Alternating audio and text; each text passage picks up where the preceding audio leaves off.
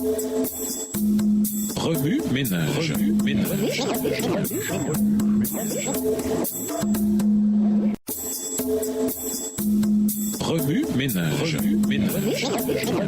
Bienvenue dans votre émission Remue ménage. Nouvelles sont de dimanche. Intériorisé. L'orgueil précède la chute. Le 26 janvier 1972, Vesna Vulović, une hôtesse de l'air, se trouvait à bord du vol 367 de Yugoslav Airlines, assurant la liaison Stockholm-Belgrade. L'avion, hélas, n'est jamais arrivé à destination. Pendant le vol, une bombe placée dans la soute à bagages a explosé, provoquant la dislocation de l'avion à une altitude de 10 000 mètres. Vesna, qui se trouvait dans la queue de l'avion, était encore attachée à son siège lorsqu'elle est tombée au sol. Son siège s'est détaché du reste des débris et a ralenti sa chute. Vesna a atterri sur une petite pente boisée recouverte d'une épaisse couche de neige. Elle détient désormais le record de la plus haute chute à laquelle un être humain ait jamais survécu. Ésaïe 14, verset 12 nous présente un être qui, après des accusations explosives contre Dieu, a connu une chute de loin plus importante et dévastatrice que celle de Vesna Vulović. Te voilà tombé du haut du ciel, toi l'astre brillant du matin.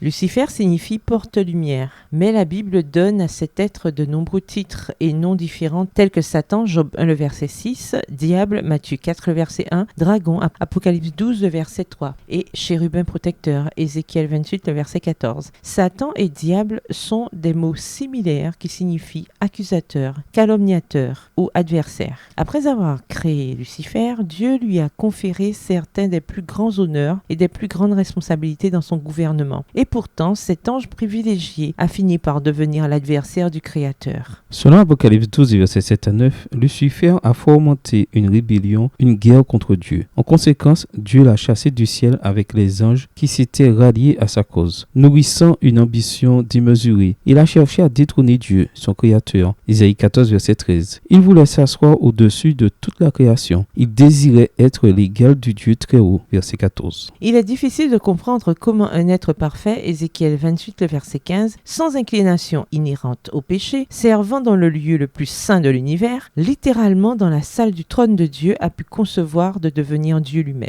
Dans le contexte de la perfection, le péché est irrationnel et absurde. Malgré cela, un jour, le mal est apparu dans le cœur de Lucifer, Ézéchiel 28, le verset 15. Bien qu'il s'agisse d'un choix absurde, cet ange, comme tous les êtres créés, a toujours eu cette option à sa disposition par le biais du libre arbitre. Les implications de ce désir insensé d'usurper le trône sont cataclysmiques. Dieu, par son omnipotence, est par définition la personnification et le fournisseur des lois qui maintiennent l'univers ensemble physiquement, métaphysiquement et moralement. Tout hypothétique Dieu de remplacement devrait posséder de façon intrinsèque la capacité de soutenir et de maintenir la réalité et toute existence dans toutes les dimensions. Non seulement Lucifer n'a jamais pu fournir l'ADN nécessaire pour être Dieu, mais aussi il ne respecte aucune loi. Un univers centré sur lui s'effondrerait immédiatement et cesserait d'exister. Remue ménage. Revenez à votre texte écrit et étudiez le passage. Encerclez les mots, expressions ou idées répétées. Soulignez les mots ou expressions qui sont importants et qui signifient quelque chose pour vous. Reliez par une flèche les mots, expressions aux autres mots ou expressions associées ou connexes. Quels éclairages particuliers vos notes semblent-elles indiquer dans l'ensemble? Mémorisez votre verset préféré tiré d'Ésaïe 14, des versets 12 à 17. Écrivez-le plusieurs fois pour vous le rappeler plus facilement. Pourquoi le péché est-il irrationnel et inexplicable? Vous est-il arrivé de rationaliser vos péchés par le passé? Comment? Au revoir. Et à demain si Dieu veut.